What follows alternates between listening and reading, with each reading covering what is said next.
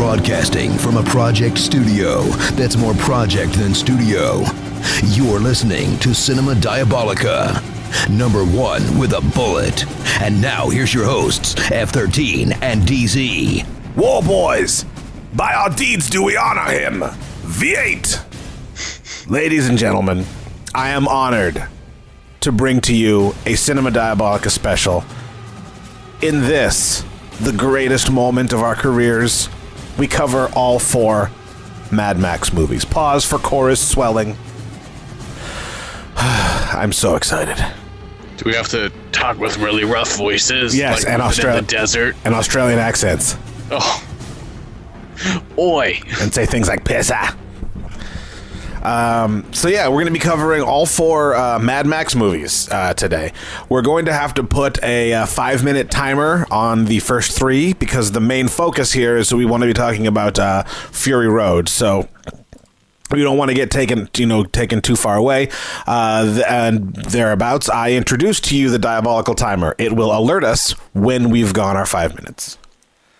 Is this some sort of a warning bell that you would hear if you were in a radioactive zone? I'm going to say yes, even though that's probably not at all true. You just get ducks quacking. Mm-hmm. Radioactive ducks, does that count? I mean, I think it does. Hey, if they have 2 bills, what would that sound like? This duck and stereo. I don't know. I got nothing. So our first feature this week is Mad Max 1979, directed just like all the films we're going to be talking about tonight by George Miller. Now, do you know anything about George Miller, DZ?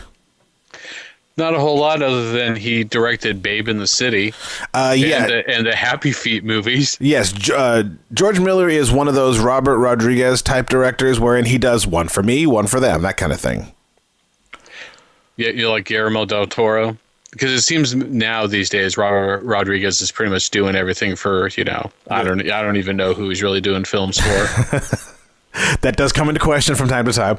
But yeah, he was the producer on Happy Feet and Happy Feet 2. He has 15 director credits. Let's see here.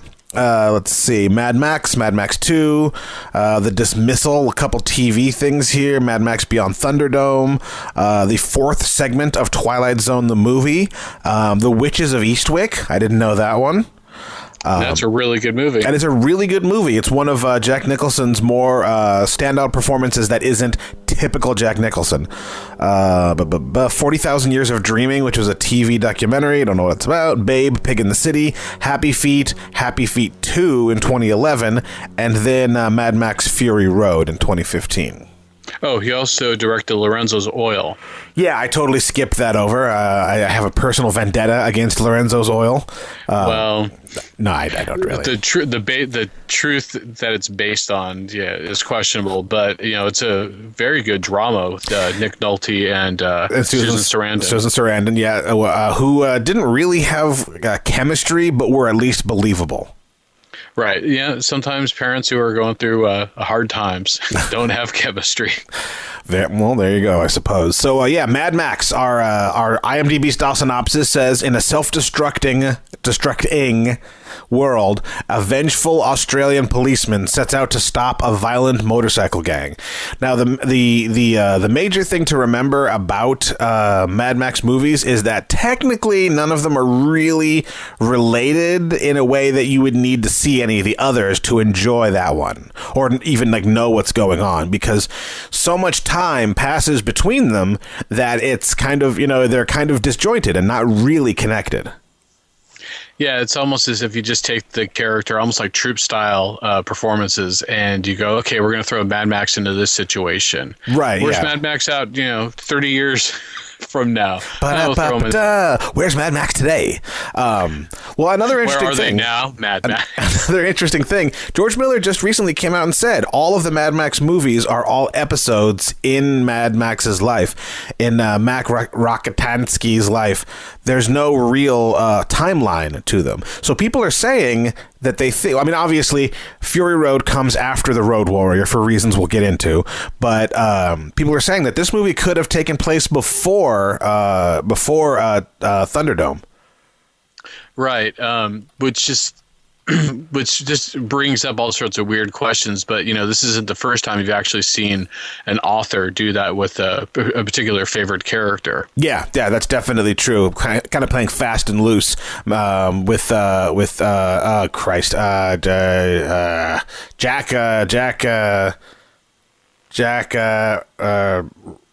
fuck. Repairman Jack? No, what is Christ? Now I can't even remember. Tom Clancy.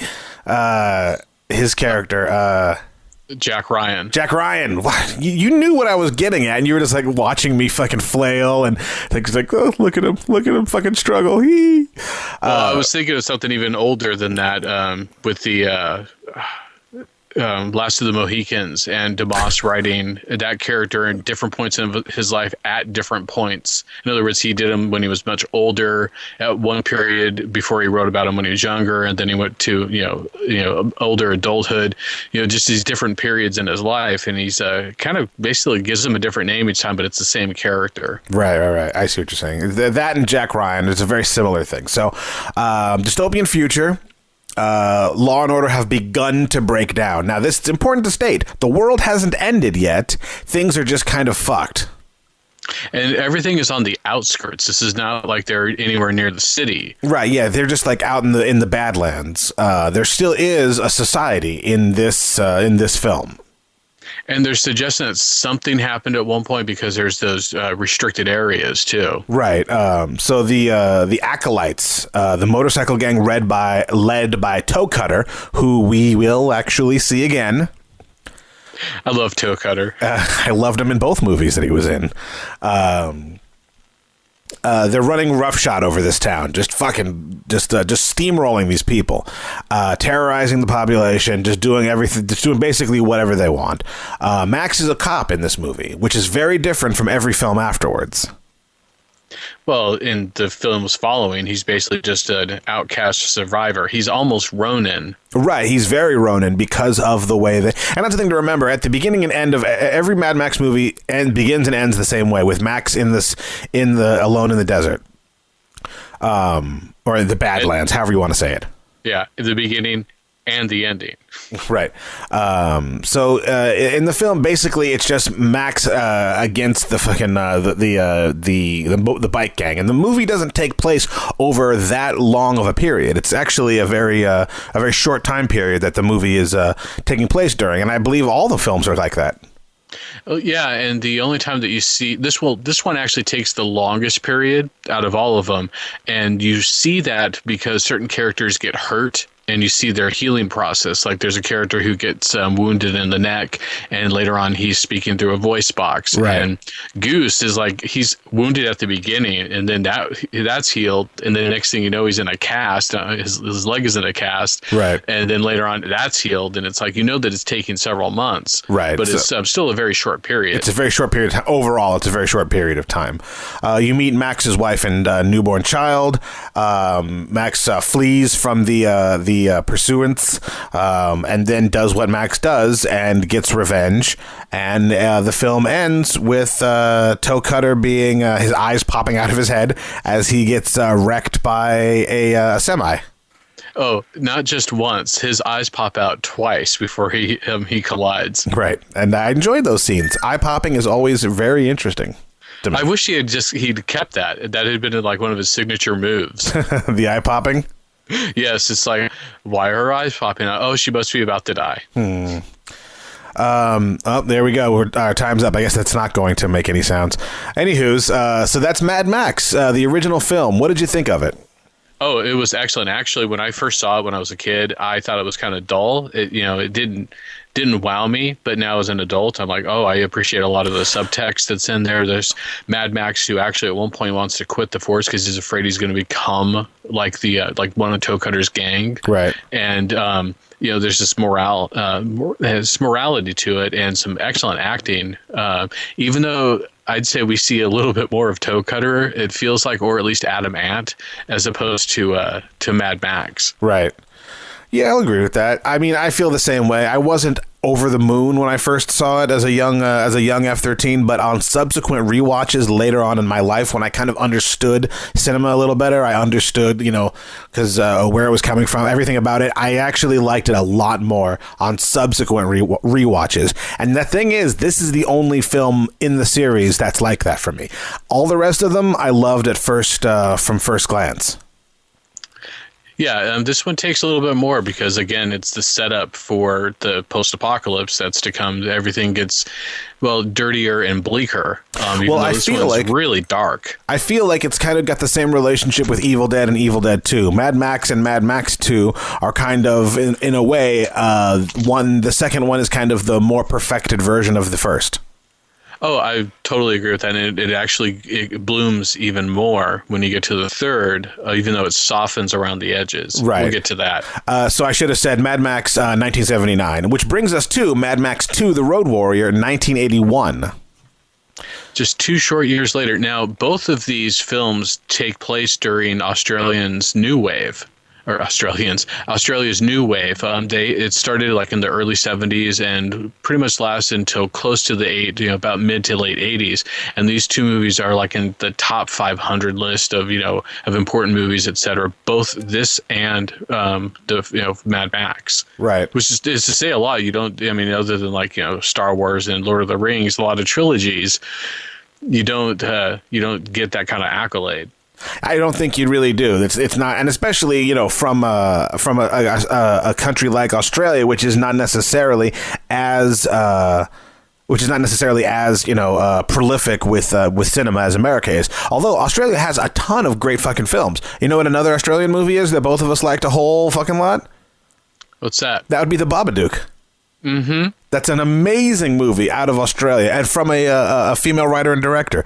They're doing big things with music and with cinema in Australia right now. And I feel like they have been maybe for a while. Maybe we're the ones who are just getting wise to it. Well, I was looking back at the New Wave era and I was like, I've actually seen quite a few of these films and they're all amazing. So I'm going to say that it's just that we kind of forgot about Australia, unfortunately. Hugo Weaving, and so we certainly haven't forgotten about their actors. Right. Heath Ledger, Hugo Weaving. I mean, we definitely get a lot of good, solid imports. That is definitely true. All right, let's get a timer. So Road Warrior 2 invites us to enjoy the splendors of Wes of the Gay Boy Berserkers and Humongous of the Smugma Crazies. And I only caught that because I happen to have the subtitles on. Do not threaten me with a good time. Let's see, our IMDb. Mad Max 2, The Road Warrior, 1981. In this post-apocalyptic Australian wasteland, a cynical drifter agrees to help a small, gasoline-rich community escape a band of bandits. There could have been a better way to say that. A little Seven Samurai. Yeah. A little bit. Definitely has more of that samurai feel to it than the first one. The first one's obviously intended to be more of a cop, versus bad guy, almost Dirty Harry type film. Kind of, yeah. This one. Cop on the lone cop on the road there. But I mean, as far as like Seven Samurai, I mean more in the fact that he is trying to get together, some people to help him defend a little community from some marauders that are coming their way, which is exactly what Seven Samurai's plot is. Yeah, and man, this is really interesting because he is really trying to run from himself. And he's called on it by the leader of this group. And I keep thinking, there's no economist amongst any of these tribes because they don't think, maybe we should stop using our motorcycles so much and that'll help conserve some gasoline. Or at least maybe that's the point, of his movies is that, like a locust, you just keep eating and consuming the gasoline because that's kind of at the core aside from the post-apocalyptic, war that happened. Yeah. So in the film, in these films, the only two stable things are that you will see Mad Max, and that you will see the car.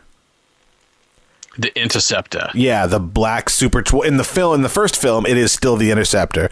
In the Road Warrior, it's it's scarred and scorched and blackened.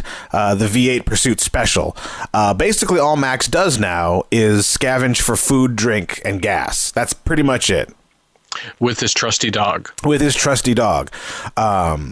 Max. Actually, that's kind of a through thing. He has a dog in every film. In a way, yeah. In one way or another, but they never really get around to what happened to Max's to the world. Yeah, they introduce us at the beginning saying that basically times get rough, and through some images and description, basically we shot ourselves to hell, and now we're still hungry for gasoline, which is part of the problem. That was done through narration at the beginning, but you find out who that character is at the end, which is pretty cool. Right. So you basically follow Max across from the first film, a family man, trying desperately to cling to the tattered remains of society and trying to do what's right. The apocalypse comes, his family is murdered, and he ends up being just kind of a wasteland, haunting the wasteland, really, just kind of scavenging for food and gas, just kind of surviving is pretty much all that he does. But he kind of finds a cause to take up. And he also meets an unlikely companion, and this is where I think there's some allusions to like Star Wars in this film. Is that you've got Mad Max, who's essentially Han Solo, and then you've got Jebediah the pilot, who ends up oddly enough becoming kind of the Luke Skywalker by the end of it. I mean, you could really apply that that format to kind of anything, really. Well, any sort of hero story for sure. Because you can make. I mean, I've done it before with the Lord of the Rings, and that predates Star Wars by I think a few days. A few days. Yeah. But yeah. So Mad Max 2.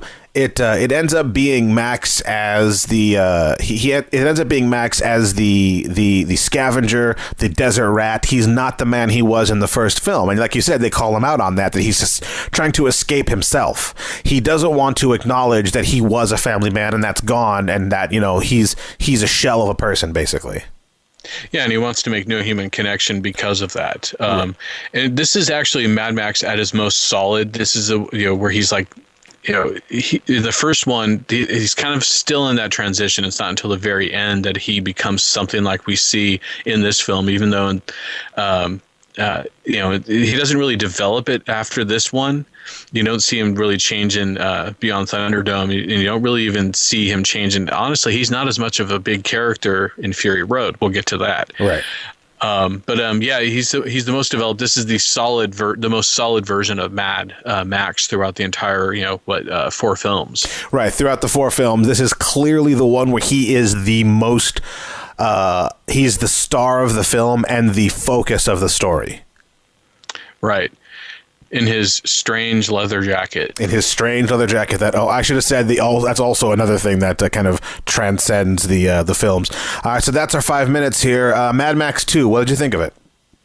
Loved it. I actually saw this one before any of the other films, and loved it as a kid. Thought it was just crazy. The crashes and some of the stunts. I'm like, what the hell? They're actually impressive in Mad Max, but this one they upped it by quite a few notches. Yeah, they definitely upped it by quite a few notches. The movie got 3.5 stars out of 4 by Roger Ebert. He praised the movie's skillful filmmaking, film of pure action and kinetic energy, is one of the most relentlessly aggressive movies ever made. He says it uses only the barest possible bones of a plot, and it develops its vision of a violent future world with characters and dialogue. It's a character piece. That's what he's trying to say there. And I agree. I think it's fucking awesome. It's got 98% on Rotten Tomatoes as of, 3 days ago was the last time I checked that. Top notch, top notch. And that is Mad Max 2, which brings us to the coup de grace, Mad Max 3, which it wasn't actually called that. It was just Mad Max Beyond Thunderdome. Right. Now, something of note, and I didn't even think about this until upon reflection and review. This is the first time we see a person of color in what? Yeah, in any this of world. the films. Right. I mean, that speaks to different issues, but yeah, that's definitely true. Yeah, and Australia has had some issues with their Aboriginal people, but that's not the focus. Right, that's not what we're getting at here. Mad Max Beyond Thunderdome, 1985. So these movies are just coming fast and fucking furious. Miller is just churning them out at this point. 1985. I know, there's 4 years between this one and Road Warrior, so... Let's see. A former Australian policeman is rescued by a tribe of children when he is banished from a desert town and sent into the desert to die by the desert town's evil queen.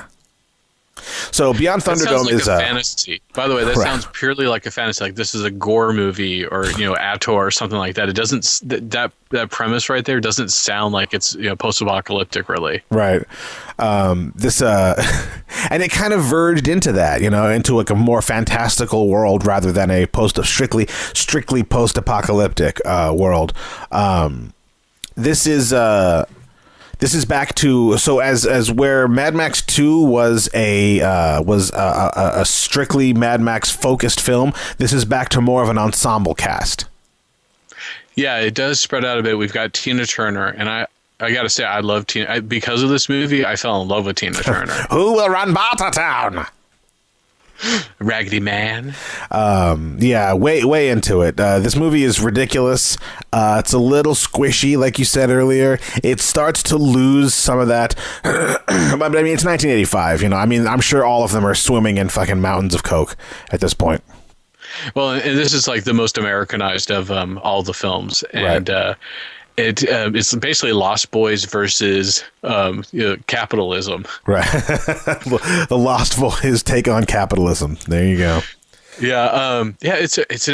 Man, the set pieces for this are just amazing. They just keep getting bigger and bigger. And by the fourth film, man, whoa, the set pieces in the filming are just amazing. This one has, some strange rules set into it, and there's isolated pockets of reality essentially. I mean, you've got the kids that are isolated out in the desert, and what's so weird is you've got this interesting contrast where Max is like, wow, okay, I could see living here, and the kids are like, no, we've got this greater destiny, and it's like, fuck, you stupid kids. just stay put, don't be assholes, and stay still and shut up. Yeah, exactly. And you got Tina Turner's character and the whole Master Blaster situation, and they've essentially got a whole community. If it weren't for the radiation, the fallout, things would be totally golden. Right. But I actually enjoyed the crap out of this when I was a kid. It was more relatable, when I was a kid for sure.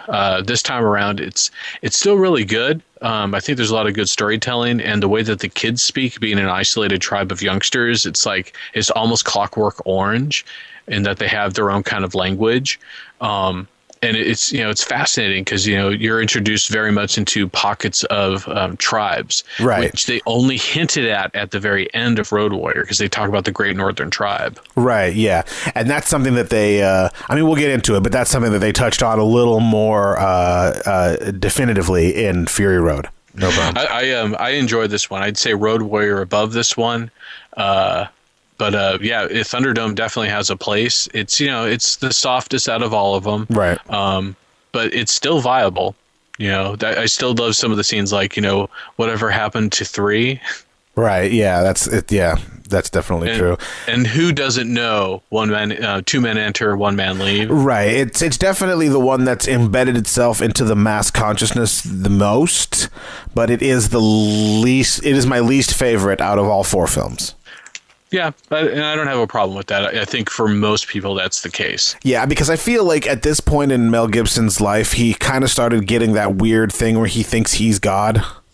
Oh, yeah. So having watched all 4 films, I'm like, yeah, I get why he eventually was in Hamlet and he eventually went sugar tits. So yeah, he definitely has a weird narcissism issue. And this movie starts to show it with his weird, Jesus wandering the desert kind of thing going on in it. It's like, oh, okay. But I will say that even though we're in a desert environment, Australia's outback is a gorgeous. And there's another movie called The Proposition, which also shows off the outback, and it's just like, man, going to Australia, it may be dangerous. You hear all these things about how deadly their snakes and the man o' wars and shit like that are. It's like, yeah, you know what? It's still cool. I want to see the desert at dusk. Right. So in this movie, at the very end, they find the ruins of Sydney, Australia. And it's, I think, the only time in one of these movies that you actually see, a city. Yeah, and what's interesting is how it represents hope. Even though at the same time, that was part of the old developing world, and that was part of the problem. Right. But they aren't a skeleton. It's just like, it's really interesting to see that too, because it's like, it's not like an elephant skeleton or just a giant, monster skeleton. It looks alien because it's the skeleton of a building. Yeah, that's definitely true. All right, so we've only got 5 seconds left. Let's just hurry it along. Mad Max Beyond Thunderdome. What did you think of it? Oh, I still like it. All 4 films are so damn amazing. Yeah. It's definitely not my favorite amongst the 4, but I think it's a foregone conclusion that we, when we talk about the next film, that we enjoyed it as well. Right. So that's the thing is like, yeah, it's the least good of all 4 films, but that still is like, that's a tall order.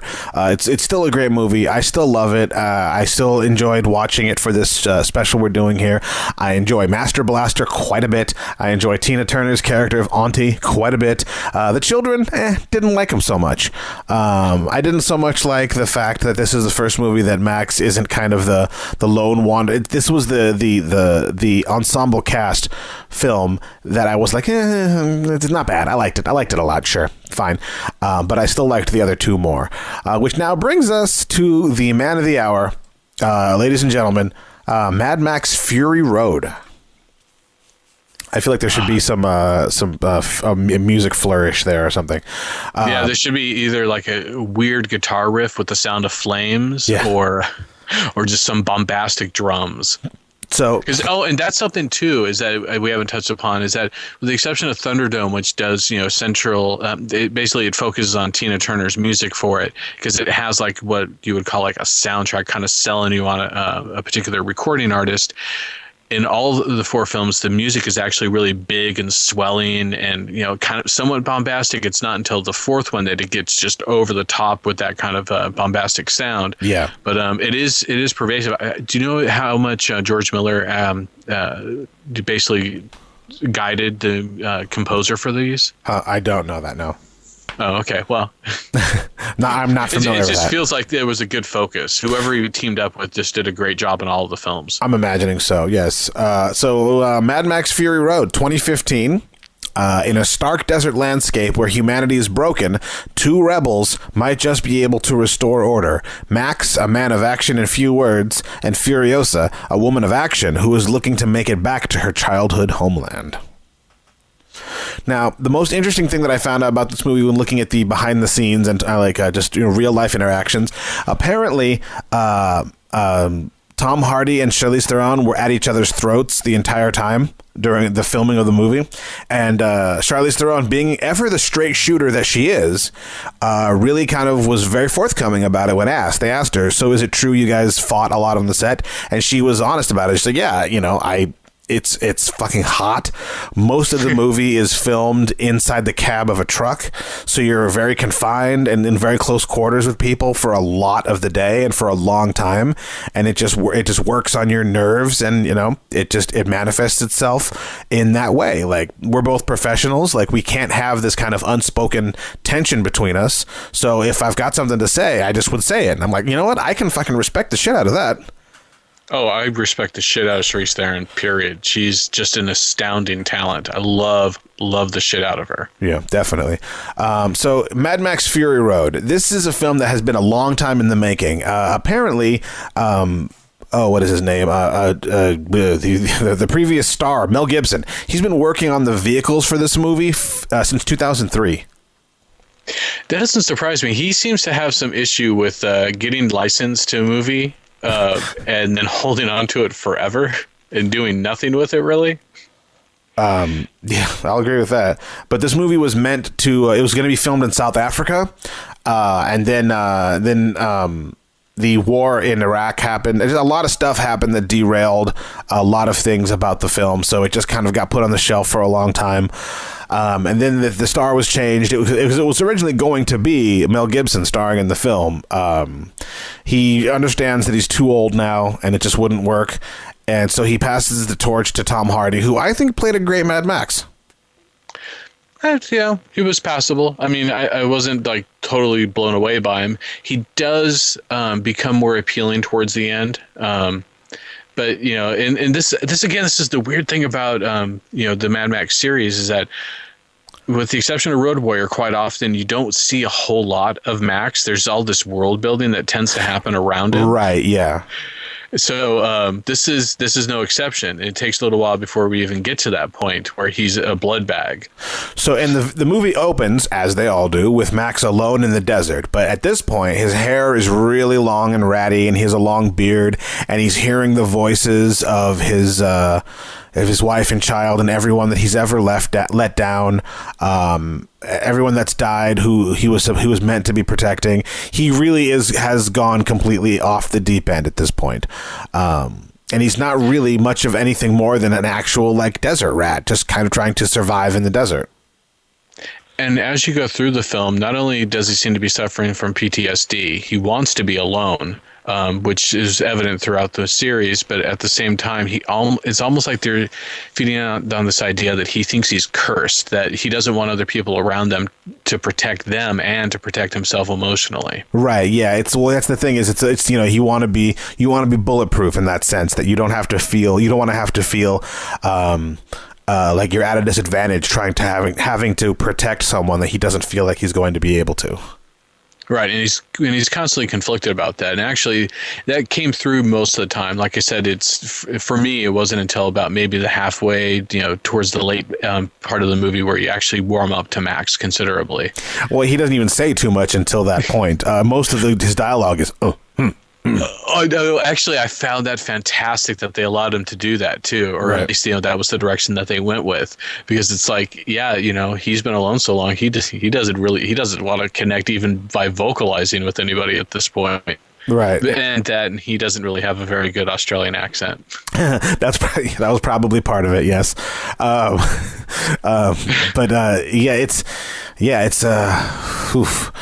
This movie is so over the top. And then I was asking myself again, how the hell did they pull off some of these stunts?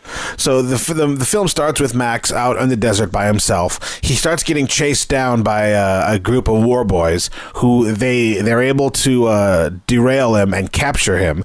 And then we cut back to the Citadel, inside the Citadel where the war boys set up, and they're basically tattooing on his back, you know, typo negative universal donor, because they're going to use him as a blood bag for the Half-Life war boys.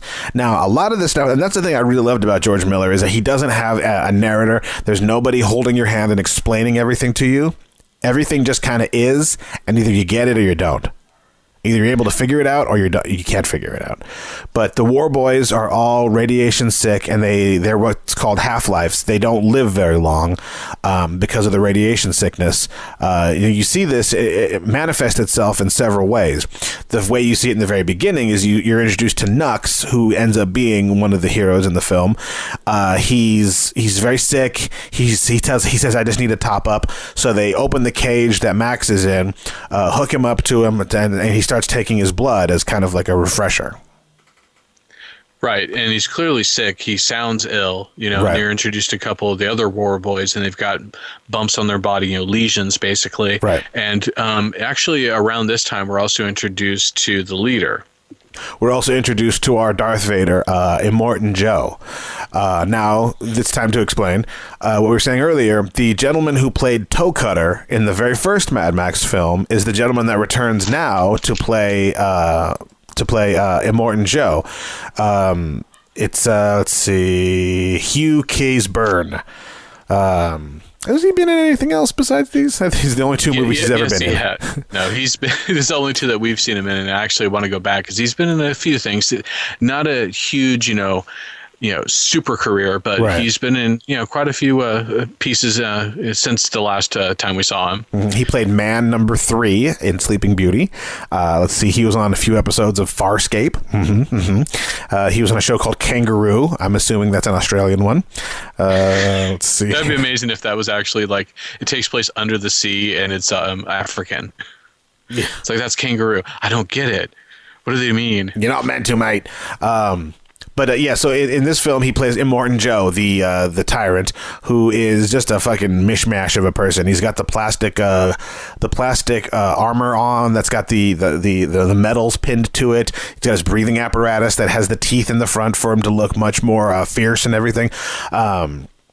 And he has basically, now this started in Road Warrior, where you had like Humongous, and he is essentially requiring supplication from, the people that work for him. Essentially, they worship him because he's huge. And in this case, Immortan Joe has pretty much done that. And actually, we also find out that he's not the only one who's essentially become the god of his tribe, or at least, the prophet. Because they talk about going to Valhalla, and he's developed essentially this whole religion. In fact, you also come to find out when you look inside some of the, not just the steering wheels, but inside the cabs of some of the vehicles, that he has essentially branded himself all over the place too. Right. And it's the same way these things always happen, in real life or in fiction. Someone takes a disenfranchised group with no hope and gives them hope, and by those means, he's able to get their loyalty and their everything.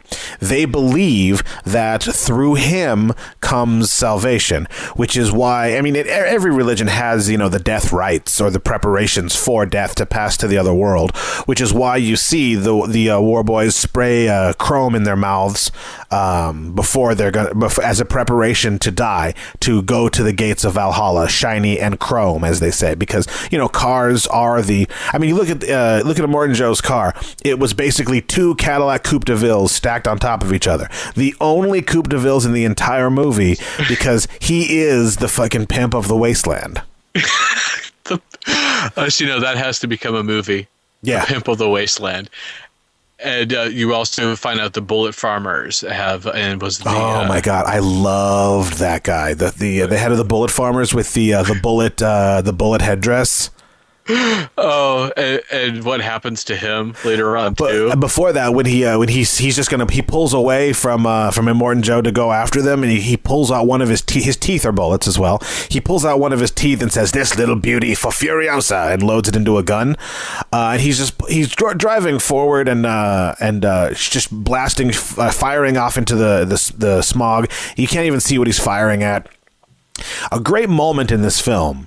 Okay, there's many. And there's many, but a great moment in this film is when Max has the long-range sniper rifle, and he's only got 3 bullets. He misses twice, and he gives the gun to Furiosa because he knows she's a better shot, and she'll get the job done. With no ego, with total humility, in just knowing that she's the one that's going to get the job done. So much so that he crouches and is her sniper stand, so he puts the gun on his shoulder.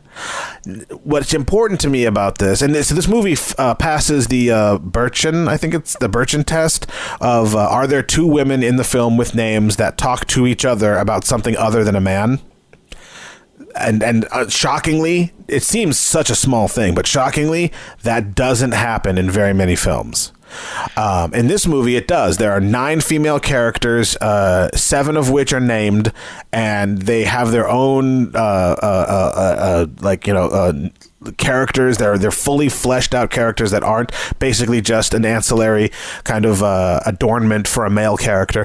This movie is amazingly progressive, and it's like such a small thing. It's a little terrifying to think that such small gestures are so groundbreaking. Oh, and yeah, you're absolutely right. And I actually tweeted at one point that this is probably it has the most heroic female characters out there that we've seen in quite a while. Right. Yeah, they're basically like the Furies. This movie is steeped in mythology. And I think what they don't understand, what a lot of Hollywood writers don't understand, is that when they say you want to write a strong female character, that doesn't mean that she's got lots of muscles. That's not what a strong female character is. And it doesn't mean she has to kill. As a matter of fact, there's a pregnant character in this movie, and she shows skill because she knows that they have to escape if they want to be free. She also shows skills in knowing what bullets match up to what gun. If you handed me a bag of bullets and guns, I'd be like, does it have to just fit the hole? I don't know. Don't you slide it down the barrel? And she risks herself every once in a while too by kind of leaning out the door to remind them, "Hey, I'm in the cab and I'm your golden prize." Right. She's very, very high-minded. Lots of ideologies, and that's kind of the thing is they were raised away from, and you see that, and that's mentioned a lot in the film that they are not like everyone else from the wastelands. They've kind of been kept away from all that and been raised in a very soft and luxurious environment. And here's the crazy thing too, as awful as Immortan Joe is, and this really comes down to just how greedy he became, and probably like Humongous in Road Warrior, full of his own bullshit. Right. That if he hadn't succumbed to that, he actually was succeeding in bringing back a society. Right, because that's the whole point that he has the wives, is that they aren't sick. They don't have the radiation sickness. They're able to get to birth healthy babies. Yeah, and aside from that, also when we get towards the end of the movie, because you do get a sneak peek of it when Mad Max is trying to escape, but it doesn't come full circle until the very end when you realize some of the other efforts of Immortan Joe that have actually borne out something successful, and basically the stepping stone for a healthy society. Right. And again, if he had succumbed to his own bullshit and wanted to have it all, so to speak, that could have happened, and he really was self-destructive in that aspect. Yeah. So let's talk a little bit about the other tribes. There's so first of all, there's the War Boys, which is Immortan Joe's people. The Bullet Farmers, and the boys from Gastown. Now the Gastown by People Eater. The Gastown, the leader of Gastown, People Eater, is. He's an odd type. He's got a very ornate brass nose.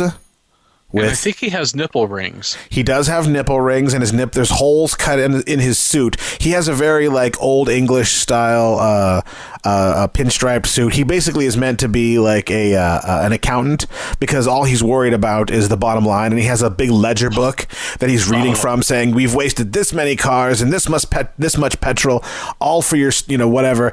And he's very much about the money and the bottom line. And his feet, for some reason, are fucking gigantic. Yeah, he has probably elephantitis. Or some sort of, yeah.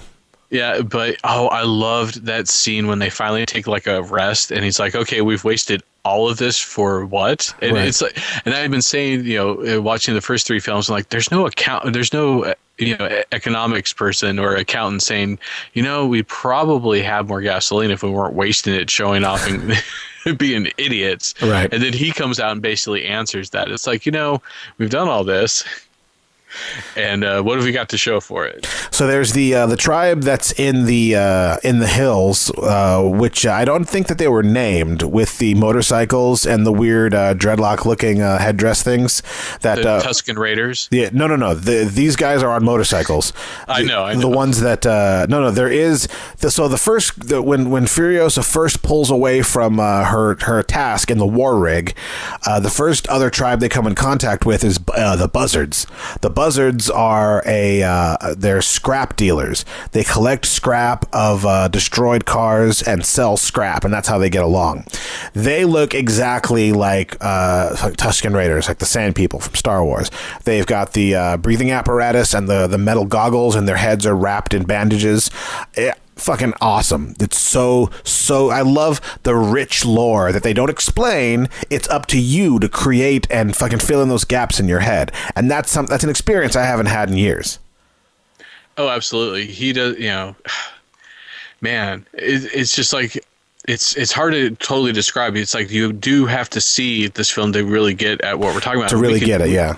We could actually almost do like a profile on each character group, and their motivation. There's actually even like subsets within each. I mean, there's not just the War Boys and the War Pups, but there's also these other characters that are throughout. Like there's I want to call them the Milkmaids. They exist as well. Right. Yes. Ooh. And then Yeah, I know. That's really like rough to look at. This human beings being, I mean, it's a lot like Max being used as a blood bag. It's these large women being milked for their mother's milk, kept in a constant state of pregnancy and being milked because the rich, Immortan Joe and Rictus and all. Rictus is his 6 foot tall giant beast of a son who obviously has something wrong with him because. You know, he's not perfect like the other ones. He has like a breathing apparatus as well. Yeah. And this is something that develops, actually is subtly there in Mad Max, but even more so when we get to Road Warrior and then Thunderdome, and then of course it's just on display everywhere. Is disfigurement. George Miller has no problem with showing disfigurement, even going so far as to having Furiosa missing an arm. Right. And one of the leaders, one of Immortan, I guess you would say Immortan Joe's, third in command is the little person inside the basket who's watching everything. It's one of his sons. Oh, okay. I wasn't sure if that was the case. It seems like he did surround himself by family. Right. But you know, like in Road Warrior, there's a paraplegic, and he's their technician. Yeah. Well, obviously there's Master Blaster, and it turns out it's not just Master, it's also Blaster who has some sort of condition. And it's I love it. I think it's fantastic that these people have a purpose, and basically a position in these films, and it's just like, yes, this is great. This is also kind of going back to El Topo, where you've got Jodorowsky showing off these sort of things too, where hey, these are still living people. Right, it's body dysmorphia, but not as a freak show, sideshow kind of thing. Exactly, and it's just so important that it becomes part of the thing, and you almost don't even notice it too if you're not really looking for it, because it just fits so well. And part of this whole backdrop, this insane, crazy, diesel-fueled wasteland backdrop. All right, favorite moments. I can tell you right now, the beginning of the chase with the buzzards, I loved that. The scene where you see the war drums and the gent playing the guitar at the front of the war drum rig. Oh my god, so much fucking good stuff. For me, I don't know what they're called, the lever boys, the people who come down and they're on those poles on the polecats. Yeah, holy shit. The polecats from Gastown. Yeah, that was really awesome. Oh, okay, so here's another example of what I was talking about lore that isn't explained. It just kind of is, and it's up to your imagination to make up the story. When they're looking for, I don't want to, okay, I'm not going to ruin it for you if you haven't seen it, but why are you listening to this if you haven't seen it? There's a scene in the film where they drive past a place that's all bluish green, and it's full of crows, and there's lots of guys on these like big four stilts, like one for the like four-legged stilt things with these big cloaks that look like crow wings over them. They never explain what any of that is. You just see it for a minute, and everyone in the war rig looks at it like, ugh. What's interesting is we actually see three wasteland types. There's the desert, then there's the biomes, 3 different biomes. Essentially, and then eventually they get into like an icy area where where things get interesting in terms of being able to escape. Right. But by the way, that bog scene with the stilt people, that actually is explained by the mothers when you get to them. Well, they explain like what happened. And we're not going to go into it, but they explain what happened. But who are those crows? What are those things? I don't know. I'd like to know. Well, those are obviously people who had adapted to their environment, but it is the most alien situation. And almost, for a briefest of seconds, I'm like, this is slightly taking me out of it, but it's okay. We've seen weird shit throughout this movie, and it's fine. It fits. And that's basically what I really like about it, is the weird stuff that there's no explanation for. Yourself?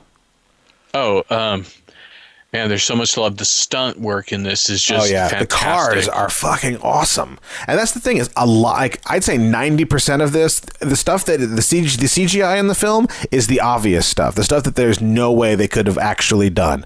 And it's obvious what the CGI is. It's good CGI, but you can tell that's not real. Well, some of it was filmed for 3D too, so Oh, right. But the majority of it is real. Like, all those car crashes are all real. Interesting little side fact, the Buzzard mobiles with all the spikes on them, the stuntmen were like, no, we're not rolling that. There's no way I'm rolling a car covered in metal spikes. So they made a second car that was covered in stiffened goat skin, painted to look like the spikes. Nice. Yeah, I would be kind of terrified of flipping a porcupine, basically. Just, covered in metal blades, basically. See, so some of my other, just the lore of it is just astounding. There's obviously some background, and I would love to see novelizations. That's actually coming. The Bible. That is actually coming. There's a sequel already written called Mad Max Wastelands, and a novelization as well coming. There's a prequel comic that is being written, a prequel to Fury Road, that is all story from George Miller, and apparently he just wrote a lot of shit, and he just has tons of stuff in him. Well, considering it's been 30 years, and he obviously had some idea of what he wanted his original movies to look like anyway. Yeah. By the time you get to Thunderdome, it's like, okay, he's got a very good visual concept. He's almost like a Del Toro. Definitely. In that he's got a clear vision. It's really hard to pick out just favorite moments. Oh, one of my other favorite moments, and it takes you out because it's just so damn awkward, and it throws Max for a loop, is when he rounds the bend and he sees the girls bathing. Yeah. And I swear to God, some sort of like rock music kind of popped into my head, like chicka chicka wow, that sort of thing. It was like what? And the thing is, I have to say that George Miller is probably, and I don't want to get into it too deep. He's making a lot of social comments, and he has essentially been doing that from the beginning with the Mad Max series.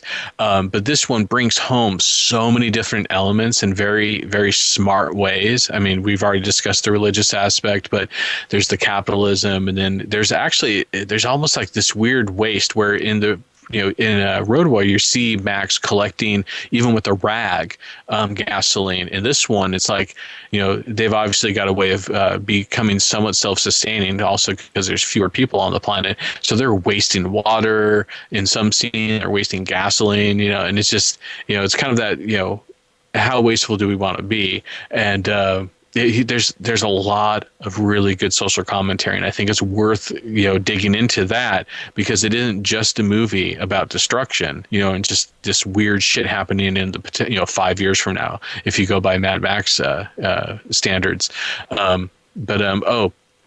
There's also kind of this idea. And I've heard people talk about this, that you can actually have a certain amount of beauty and poetry in the act of destruction, because it's sort of like a one-time thing. Once you blow something up, that's it. You've blown that thing up. It's kaboomed. It's kaboomed. What are you going to do? Right. Now it's something new. It's destroyed. I also I think I put on Twitter, I won't be surprised if Cirque du Soleil uses this as a centerpiece for an upcoming stage act. Interesting.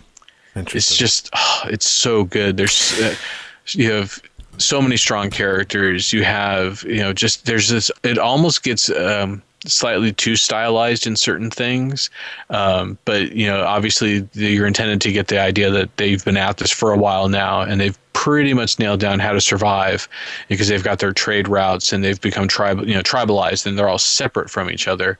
It's just that unfortunately the environment keeps working against them. That's definitely true. So Mad Max Fury Road, you know what, I'm gonna fucking finally do it. I'm gonna after 7 or 8 years on the doing this shit, I'm going to finally come out and do it. 10 out of 10.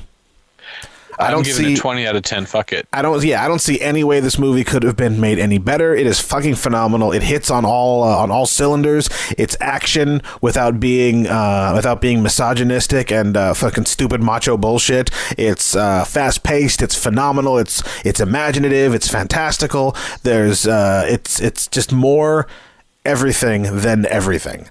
And I can't say enough good things about it. I've seen it twice. I'm going to go back again at least one more time, hopefully two. I can't recommend it enough. It's too bad that the Movie Pass app only allows you to see a movie once. Yeah. Because I imagine I'm just going to, camp out every day. I'm just going to use my Movie Pass. I'm just going to erase my memory of seeing it and then see it again. Oh, wouldn't that be fantastic that someone develops a pill where you could do that, where you could just like, say wipe away the last few hours, and just kind of give it that window. And it's like you see a movie and you're like, that was amazing. Pop the pill and you're like, I'm going to go see it again. Oh boy, that would be great. That's all I would do is just eat fried chicken and pop the pill and go, oh my God, this is the greatest thing I've ever tasted in my entire life. Pop. Oh my God, this is the greatest thing I've ever tasted in my entire life. Where's this been all my life? Indeed. So yeah, that's Mad Max Fury Road. I can't recommend seeing it enough as possible, as many times as possible. See it, call in, email us, let us know what you thought. We'll play it on the show. If you saw Pitch Perfect 2, shame on you. Go back and see Mad Max Fury Road again. Yes. I'm going to definitely see it at least one, maybe two more times. I'm hoping it's in theaters long enough to where I could probably see it every Friday. For the rest of our lives. I'm hoping that there's going to be another film that equals this from George Miller in the future. And Sebastian was right. Right. Oh, love. Oh, and I was also right. I predicted that I'd probably, from what I'd heard, I would enjoy this movie more than Avengers Age of Ultron, and that came true. That's definitely true. So, Mad Max Fury Road, see it. I demand you see it. I'm F13. This is DZ. I give it 20 out of 10. And we'll see you on the Fury Road.